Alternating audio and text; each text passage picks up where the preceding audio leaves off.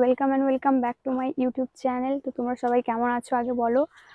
So আজকেও কোথায় যাচ্ছি তোমাদেরকে আগে বলবো না, দেখতে পাবে তোমরা কোথায় যাচ্ছি, তার জন্য কন্টিনিউ ব্লগটা দেখতে থাকো। অ্যান্ড আজকে আমার সাথে আছে এই যে সামনে যাচ্ছে রাখি, এই যে এখানে পিছনে আমি। আর থাম্বনেল আর টাইটেল দেখে তো বুঝতে পেরেই গেছো, তাও চলো। দেখো আমরা দুজন কিন্তু খুব সুন্দরভাবেই রেডি হয়ে গেছি, কারণ রাখি আজকে অনেকদিন পরেছে তার বাপের বাড়িতে, তাই আমরা প্ল্যান করেছি আজকে ঘুরতে যাওয়ার। আর এখানে বাইকে বসে আমার চুলের অবস্থাটা জাস্ট দেখার মতো ছিল। আমরা যেখানে ঘুরতে যাচ্ছিলাম সেটা ছিল কাঁদি থেকে প্রায় 20-25 কিলোমিটার দূরে, তাই আমরা স্কুটিতে করে যাচ্ছিলাম। আর স্কুটি চালাচ্ছিল আমাদের আরেকটা বান্ধবী, যাকে তোমরা একটু পরেই ব্লগে দেখতে পাবে। দেখো বলতে বলতে কিন্তু আমরা আমাদের ডেস্টিনেশনে পৌঁছে গেছি। কেউ কি চিনতে পারছো জায়গাটা? জেনে থাকলে অবশ্যই একটু কমেন্টে জানিও তো। তো গাইস আমরা এখন পৌঁছে গেছি মন্দারমণিতে। আমাদের সবার অবস্থা খুবই খারাপ। সত্যি বলতে আমি কিন্তু অনেকদিন পর এলাম। আর এখানে মাতালগুলোকে দেখো, আমি এগুলো ব্যঙ্গ করে বলছি না, কিন্তু এই সমুদ্রে এই সময় যারা যারা ছিল সব কটা ছিল মাতাল। মদ খেয়ে সবাই নেমেছে, ওদের অবস্থা দেখেই বোঝা যাচ্ছিল। সবার বিহেভিয়ারও খুব আলাদা রকমেরই ছিল। আমার মনে হয় এই জিনিসটাকে বন্ধ করা উচিত, কারণ ড্রিঙ্ক করে নামলে কেউ কারোর হুঁশে থাকে না, আর এতে কিন্তু ওদের প্রাণ সংকটও থাকতে পারে। এবারে এসে কিন্তু আগে রিলস ভিডিও বা ফটো তুলিনি, আগে কিন্তু আমরা সমুদ্রটাকে এনজয় করেছি। আর এখানে রুবি নামছে একটা মাছ কুড়োতে, যেটা মানে ভেসে এসছে নদীতে।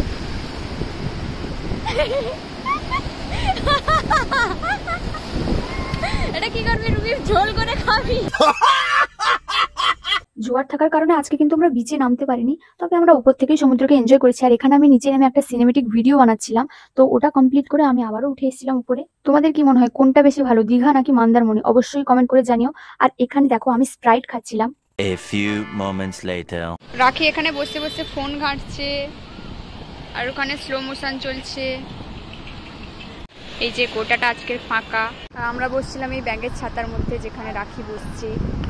আজকে কিন্তু মন্দারমণিতে অনেকটাই ভিড় কম ছিল, তো তারপর আমরা চলে গেছিলাম ফুচকা খেতে। এখানে রাখি আর রুবি ফুচকা দোকানে ফুচকা খাচ্ছে, বাট আমি খাবো না, আমি এদের পাত থেকে তুলে খাবো। আচ্ছা, হ্যাঁ কম করে দাও, না হলে আবার বেশি করে দাও, লেগে যাবে, ছাড় লেগে যাবে যদি কম করে যায়। আচ্ছা দিস ইজ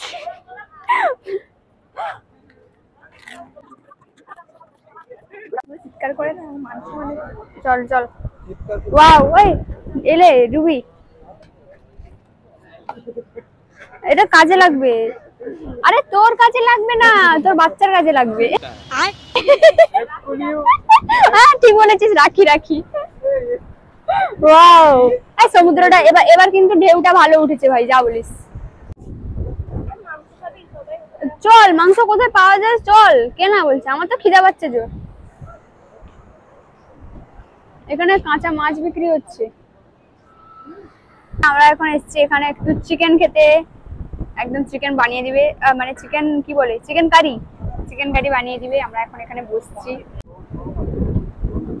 এখানে আমার অবস্থা দেখতেই পাচ্ছ, অনেক বেশি এমনিতে কালা, আবার আরো বেশি কালা পড়ে গেছি। বাইগান। আমি এখন এসেছি এখানে গোলা খেতে। গোলা কত কষ্ট করে ব্লগ বানাতে হয় জানিস, তাও একটা ভিউজ আসে না, ভাব।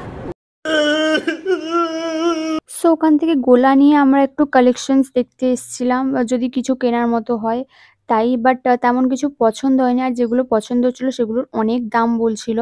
আর এইগুলোর মধ্যে আমার এখানে একটা জাহাজ খুব ভালো লেগেছিল, বাট ওটারও দাম অনেক ছিল, তাই নেওয়া হয়নি। না হলে হয়তো নিতাম, চেষ্টা করতাম আর কি নেওয়ার। 2000 years later. আমরা এখন শৌলা ব্রিজের কাছে দাঁড়িয়ে গেছি। তো তোমরা তো দেখেইছো যে মন্দারমণিতে আমরা শুধু ফুচকা আর গোলা খেয়েছি, তার মধ্যে ওরা ফুচকা খেয়েছে, আমি গোলা খেয়েছি।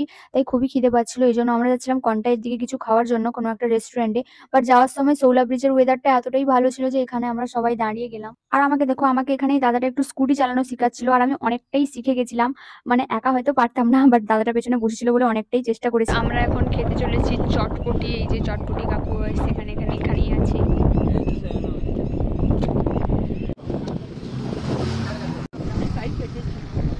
রুবি এখানে খেয়েই যাচ্ছে, আর এখানে শৌলাতে লাইটও চলে গেছে। এই যে স্কুটি, এটা আমার স্কুটি। রুবি খেয়েই যাচ্ছে, আবার একটা নিবে রুবি।